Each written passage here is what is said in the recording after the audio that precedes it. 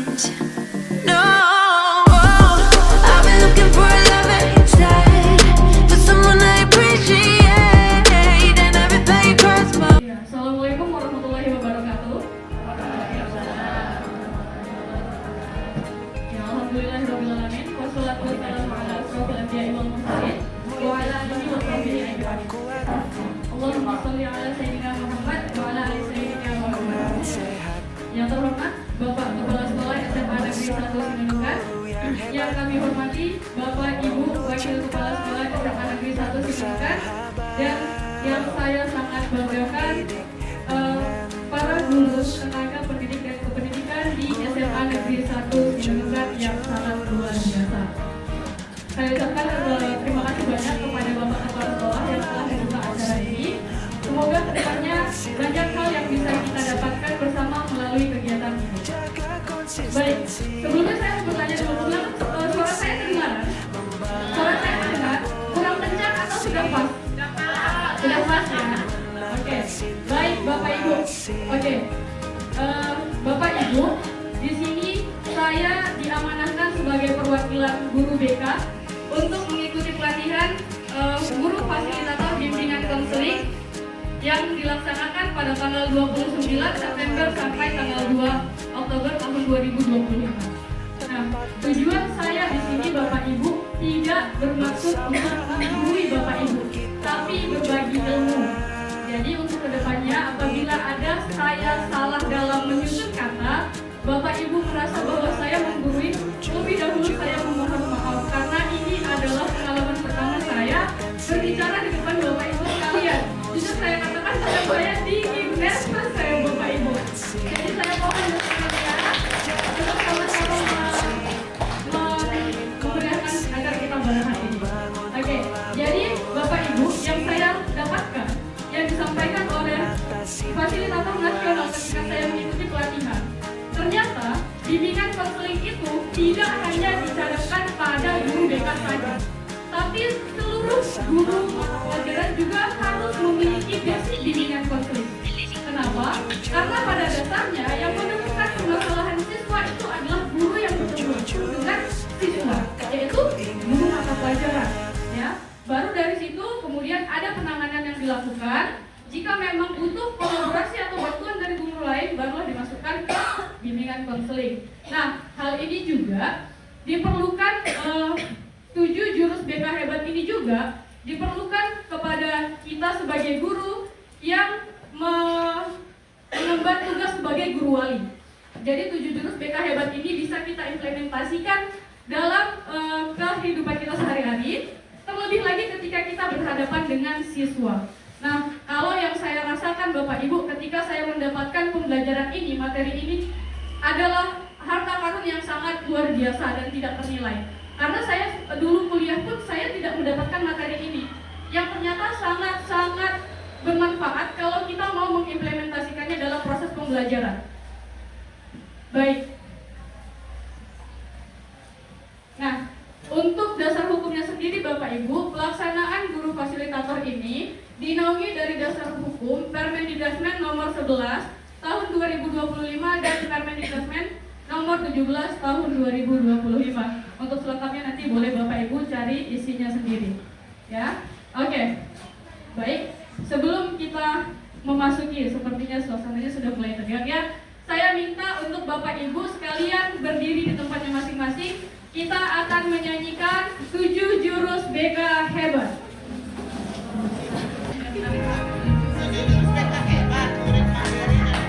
Oke, sambil tepuk tangan ya, sambil mengikuti gerakan saya.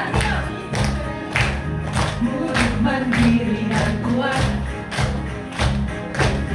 tumbuh di lingkungan sehat, bersama guru yang hebat, penuh cinta dan sahabat.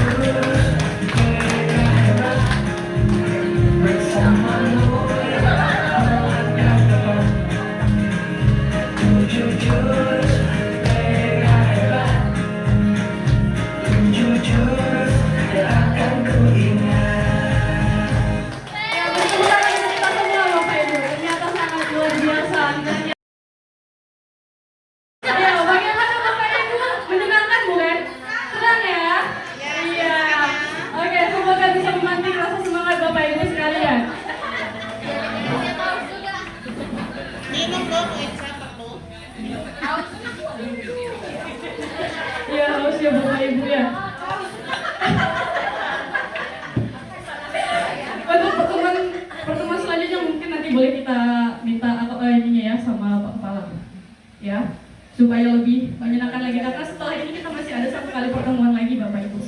Untuk pertemuan ketiga nanti mungkin dari sekolah lain, guru BK lain yang bakal datang ke sekolah kita, ya. Jadi dalam OJL kami hanya bisa memberikan 3 jurus untuk Bapak Ibu dari 7 jurus yang sudah kami pelajari.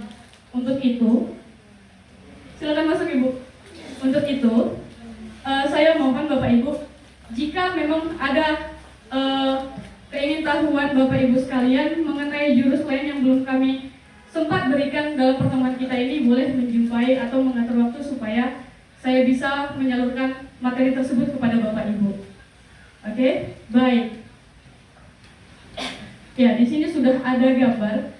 Jadi dikatakan di sini 7 jurus BK hebat, maka yang punya jurus adalah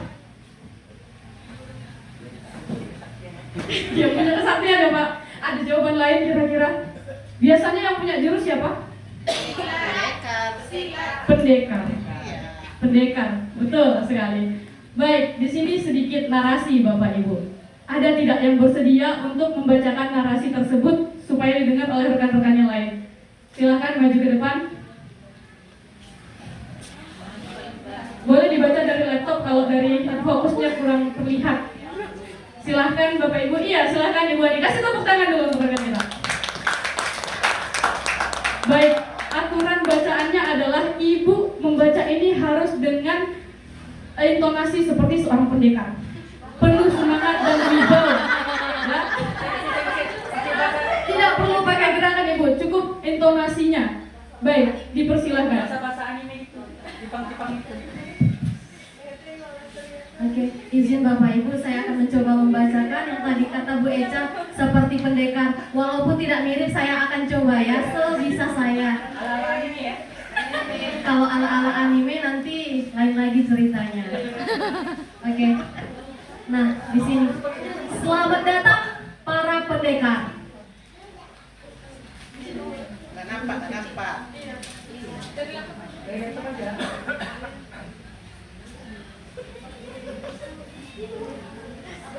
Sekarang kalian tiba di Padepokan Telaga Air.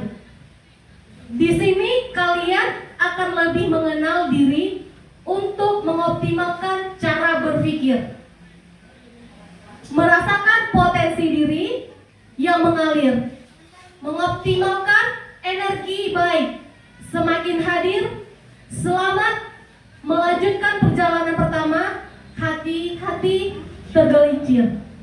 Oke, mungkin cukup sekian. Saya akhiri. Assalamualaikum warahmatullahi wabarakatuh. Mohon maaf kalau belum seperti pendekar. Oke, terima kasih. Iya, terima kasih banyak kepada Ibu Ani yang sudah menampilkan. Kira-kira dari Pak gurunya ada nggak nih? Dari pihak laki-laki. Ternyata kebiasaan murid juga tumbuh pada gurunya ya. Menunjuk orang lain. Ya, ada tidak? Masa kalah sih sama Pak Tua? Ayo dong. Iya, baik Pak. Bersedia Pak? Boleh dicoba Pak. Tidak ada judgement ya Bapak Ibu ya. Silakan dicoba Pak.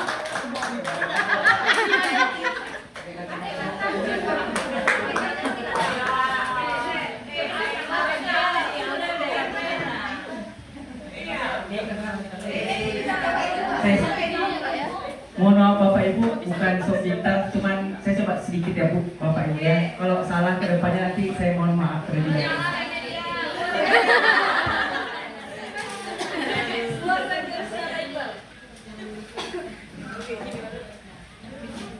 Selamat datang para pendekar. Sekarang kalian tiba di Padepokan Telaga Air. Di sini kalian akan lebih mengenal diri untuk mempertimbangkan cara berpikir, mengoptimalkan cara berpikir, merasakan potensi diri yang mengalir, mengoptimalkan energi baik, semakin hadir. Selamat melanjutkan perjalanan pertama, hati-hati tergelincir. Terima kasih. Ya, terima kasih banyak Bapak sudah mau tampil di depan dan membacakan teks tersebut untuk kita semua. Baik Bapak Ibu yang sangat luar biasa. Nah, di sini bisa Bapak Ibu lihat bahwa ada gambar air mengalir, kemudian alam yang bebas. Ya, di situ bermakna bahwa kalau air itu mengalir, kemudian ketika kita melihat diri kita di dalam air, siapa yang kita lihat? Bayangan kita. Princess ya Bu Ika ya, iya. Si paling princess ya. Jadi yang kita lihat dari situ adalah tampilan diri kita sendiri. Ini berkenaan dengan materi pertama, yaitu jurus 1 tentang kenali potensi. Jadi sebelum kita menggali potensi siswa kita, maka kita harus tahu potensi kita di mana. Ya. Nah, kemudian alam bebas itu menggambarkan bahwa kita ini bisa dengan leluasa mengekspresikan atau mengeksplorasi diri kita seperti apa. Tapi tentu dengan tidak melanggar aturan dan norma yang ada.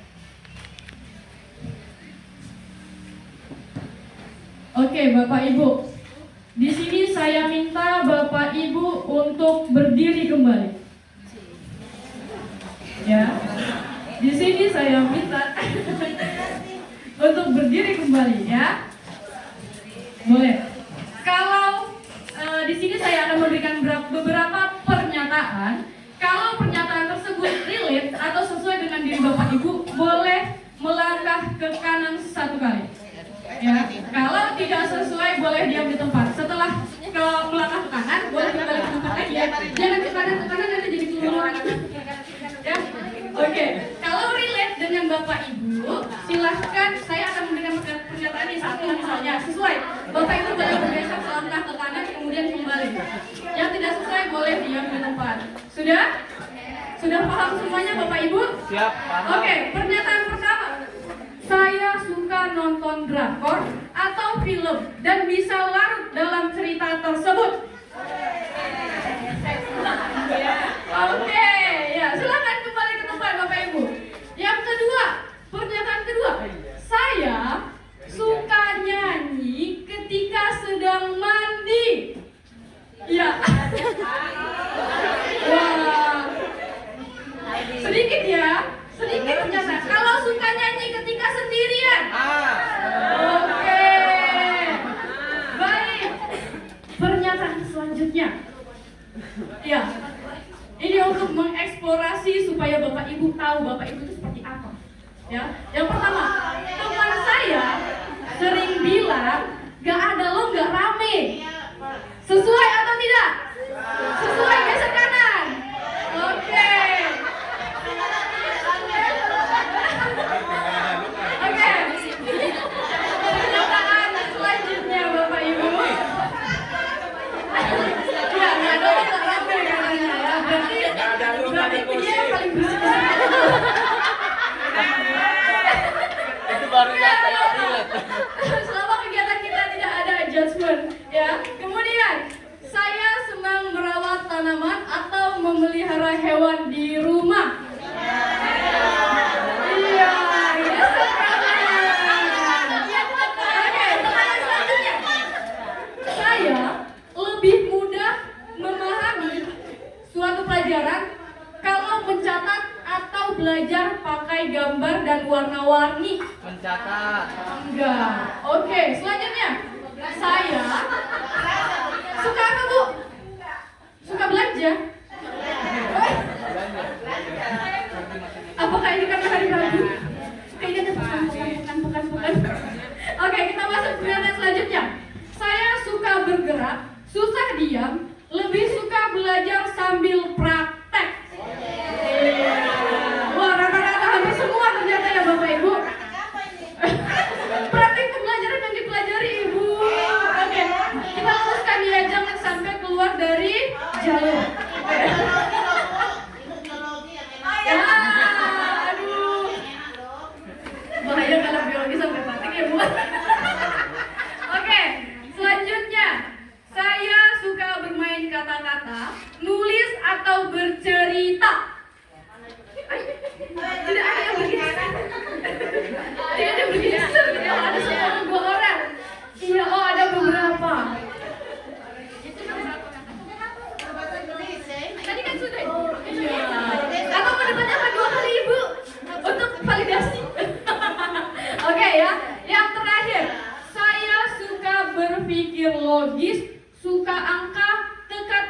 dan strategi. Relate atau tidak? Oke. Baik, tepuk tangan untuk kita semua Bapak Ibu. Baik, boleh duduk kembali.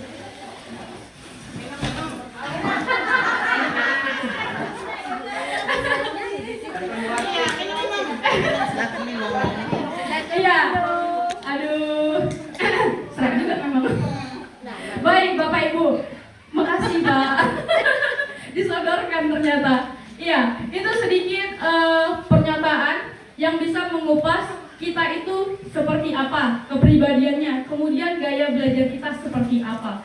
Ya, jadi kita sebagai guru juga tidak berhenti belajar ternyata. Bagaimana kita bisa memahami materi yang selama ini kita salurkan kepada anak-anak, juga harus memiliki pemahaman yang mendalam supaya mereka tidak salah paham, kan begitu.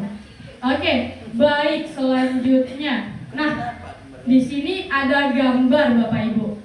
Ada satu orang yang duduk di balik meja. Kemudian ini pikir apa nih? Itu yang samping monyet Ibu, yang pun cepat banget lihat monyetnya. Burung bukan? Burung bukan, Bu? Burung. Burung.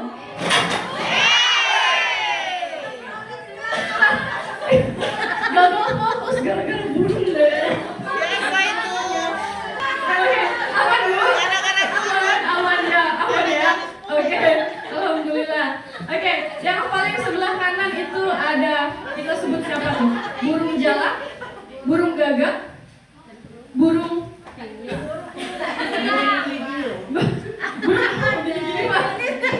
apa? Oh, anggapan ada burung gagak, ya. Kemudian di sampingnya ada monyet. Itu monyet apa simpanse? Iya Bu. Tanya dia. Langsung dijawab dulu. Oke, di sampingnya ada penguin. Sebelahnya lagi ada gajah.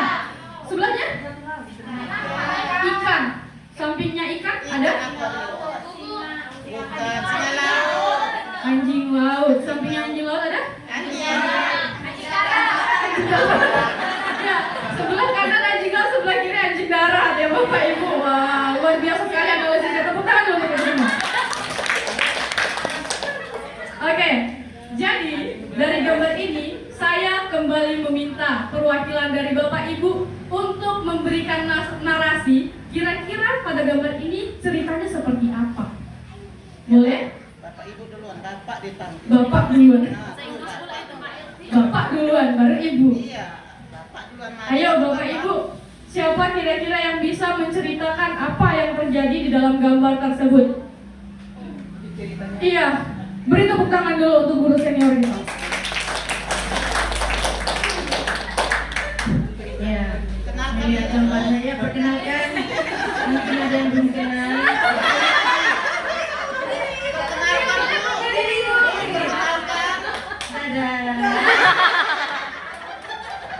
Hai Ibu, hai.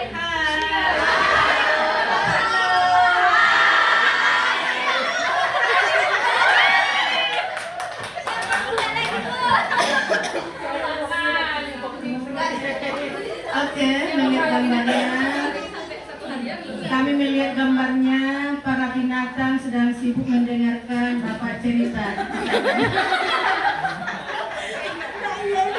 Iya, sangat manusiawi sekali memang jawabannya, karena para binatangnya memang menghadap kepada Bapak itu yang sudah memberikan arahan gitu kan. Oke, kira-kira ada nggak dari Bapak Ibu yang bisa memberikan narasi tentang percakapan mereka? Iya, Pak Ardan. Saya jalannya cepat Pak. Boleh ke depan Pak, kalau mau ke depan Pak. Di depan juga ada yang mau. Oh, siapa?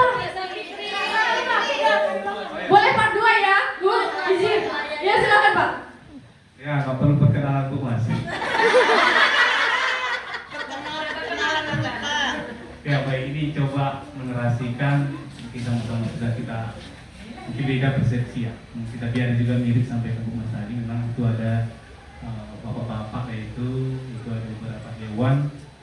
Kalau kita tengok mulai dari yang terkecil sampai ke yang besar.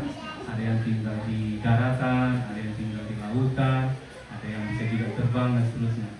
Mungkin kalau yang di depan ini, tapi terlepas dari konteks hewannya, yang di depan ini artinya guru lah. Karena kenapa? Karena guru memang duduknya di depan. Kemudian yang berbaris itu terlepas saya sampaikan tadi, itulah dari siswa kita, berasal dari kalangan yang berbeda-beda. Ada yang besar, ada yang kecil, ada yang pintar, ada yang setengah pintar, ada yang masih kurang. Jadi artinya kita sebagai yang di depan harus memahami siapa yang kita ajarkan, ya, siapa yang kita memahamilah dekat, sehingga kita bisa menyelami kehidupan mereka. Ketika kita sudah menyelami kehidupan mereka, maka mereka akan menerima kita. Ketika mereka menerima kita, maka apa yang kita sampaikan insya Allah mungkin kita bisa menyenangkan, sehingga timbullah kerinduan. Ketika si bapak ini tidak ada di sini, yang di depan itu merasa kehilangan mana Tuhan kami. Mungkin itu yang bisa saya narasikan. Mudah-mudahan bisa mengerti. Ya, sangat luar biasa sekali ya Bapak Ibu. Ya, sangat luar biasa sekali ya narasi dari Bapak Ardan terhadap gambar yang sudah kita persiapkan. Oke, tadi masih ada satu lagi ya, Ibu Safitri, betul? Iya, silakan Ibu diceritakan gambarnya seperti apa. Oke, terima kasih Bu Eca. Perkenalan boleh? Oke, jadi itu kalau dilihat dari gambarnya terus ada kayak komiknya itu kan. Di situ ada kata-katanya, for a fair selection everybody has to take the same exam. Please climb that tree, gitu kan? Sama gurunya yang di depan ya dia sebagai guru. Nah, kalau dibahaskan ke Indonesia, enaknya itu si gurunya bilang untuk seleksi yang adil atau sepadan gitu kan, setiap orang harus harus mendapatkan ujian yang sama.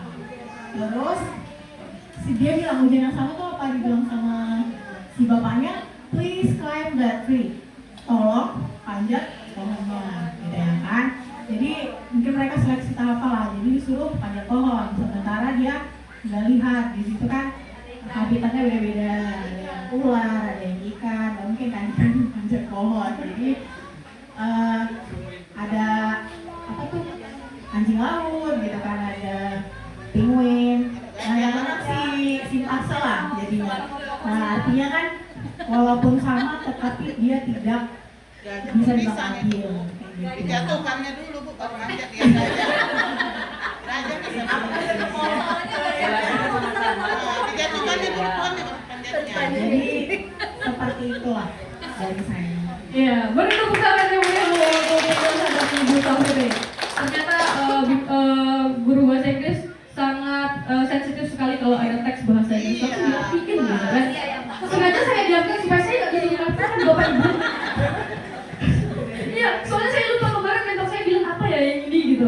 Ya, oke. Ternyata sudah sangat dibantu oleh Bapak Ibu yang sudah mau menjawab. Oke, jadi ini tidak terlepas dari peserta didik kita juga Bapak Ibu ya. Jadi ketika kita mendidik mereka dengan cara yang kurang sesuai dengan gaya belajar mereka, maka materi itu tidak akan sampai kepada mereka. Sama seperti hewan-hewan yang ada di depan ini.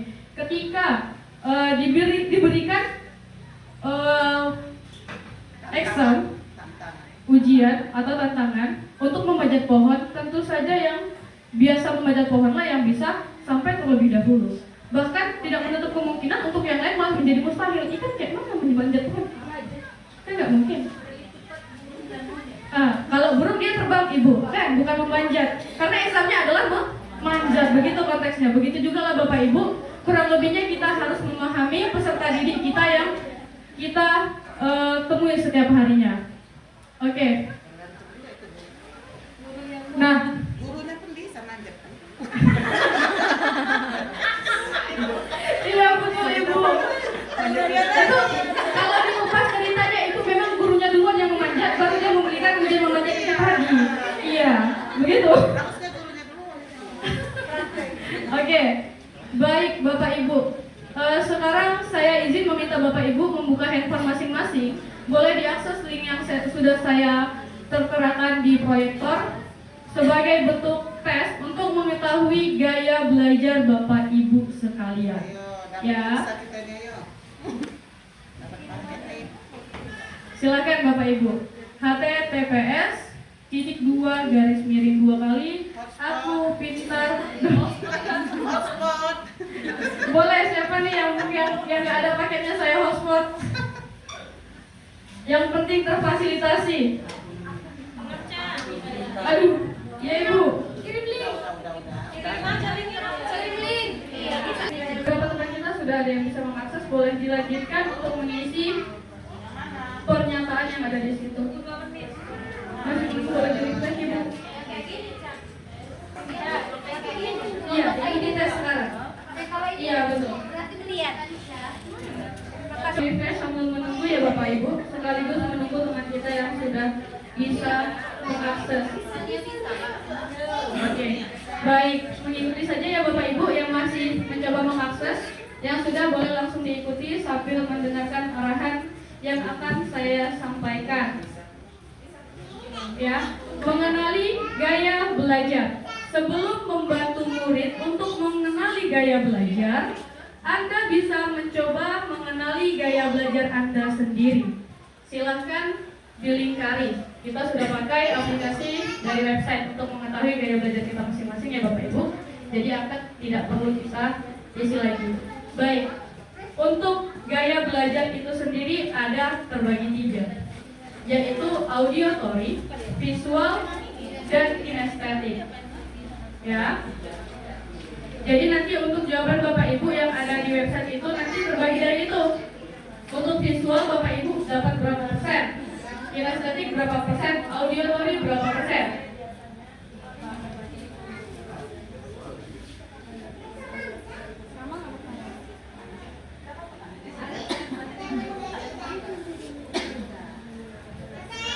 Baik, untuk Bapak Ibu yang sudah bisa mengikuti tes, apakah sudah ada yang selesai? Belum ya? Oke, boleh dilanjutkan.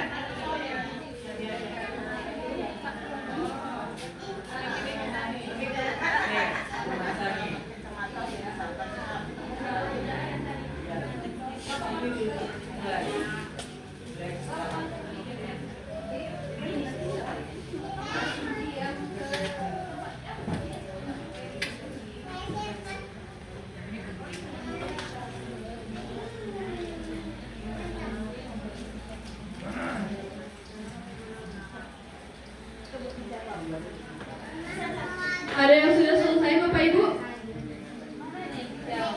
Still in progress?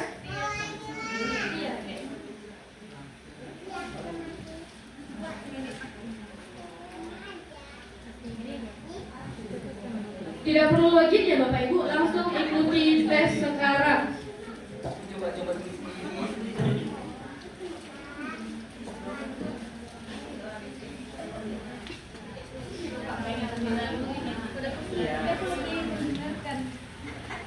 Coba dulu cari tahu sendiri baru membaca itunya. Jika saya ingin membeli mobil baru, ini Masalah duitnya Bu. tidak bisa dituin. Iya, mana jawabannya? Udah dijawab.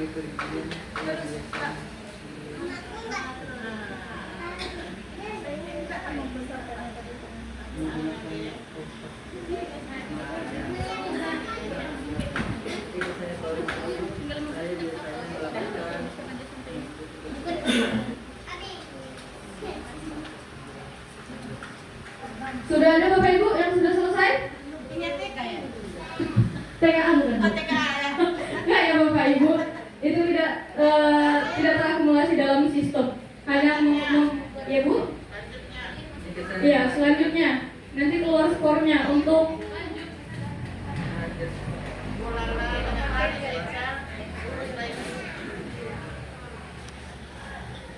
Oke ya Bapak Ibu sambil menunggu hasil. Nah, untuk gaya belajar ini sendiri Bapak Ibu ada 3, seperti yang saya katakan tadi. Ada dia auditory, ada visual, kemudian ada kinestetik. Nah, untuk gaya belajar visual Bapak Ibu, ini cenderung lebih mudah untuk mengingat informasi dalam bentuk gambar, grafis, warna atau tulisan, senang membaca dan mencatat, tertarik pada tampilan visual seperti diagram, mind mapping, video, ilustrasi, atau slide presentasi, cenderung membayangkan dalam pikiran. Nah, untuk strategi pembelajaran untuk anak dengan gaya belajar visual akan efektif jika Bapak Ibu menggunakan gambar, peta konsep, video, dan infografik. Begitu ya Bapak Ibu untuk visual. Untuk anak dengan gaya belajar visual, Bapak Ibu sangat disarankan untuk membuat slide presentasi boleh, menggunakan gambar boleh, grafik boleh, video juga boleh. Hal ini akan membantu anak untuk mengingat informasi apa yang Bapak Ibu sampaikan ketika saat pembelajaran berlangsung.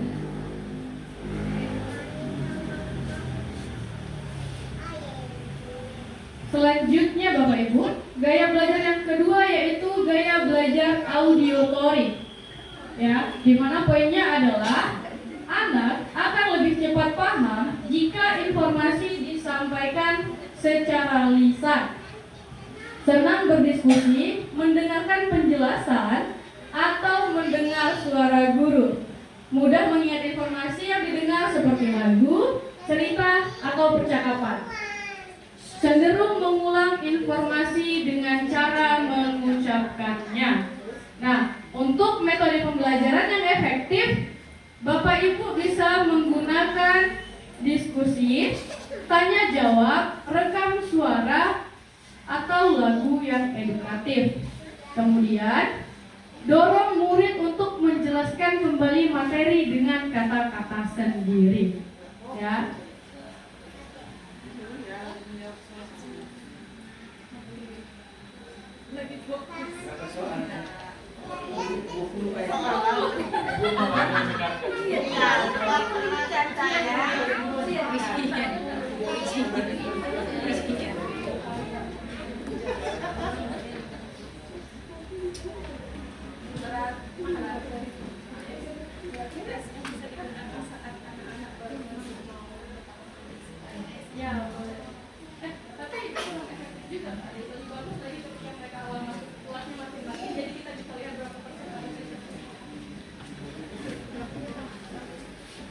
Oke Bapak Ibu, berhubung ada guru kita yang minta waktu untuk konsentrasi karena lagi ujian katanya.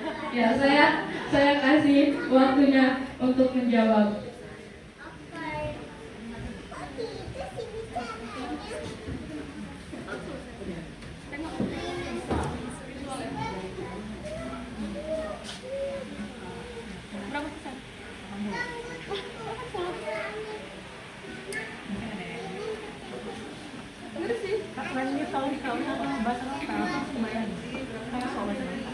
Tapi kalau membaca itu lebih audio ya. Kayak di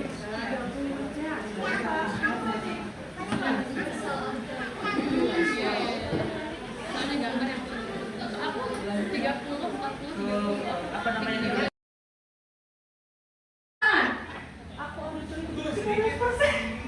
Circle saya cuma 3 orang di sini. Ya ampun. Oke, yang visual 1, 2, 3, 4, 5. Sisanya kinestetik Bapak Ibu. Oh, tepuk tangan dulu untuk kelompok kinestetik. Berarti untuk kedepannya bakal banyak praktek yang bisa Bapak Ibu sampaikan kepada siswa kita yang berada di sekolah. Ya, oke. Iya, kalau untuk kinestetik itu lebih banyak belajarnya permainan edukatif, simulasi, eksperimen atau role playing Bapak Ibu. Ya, jadi untuk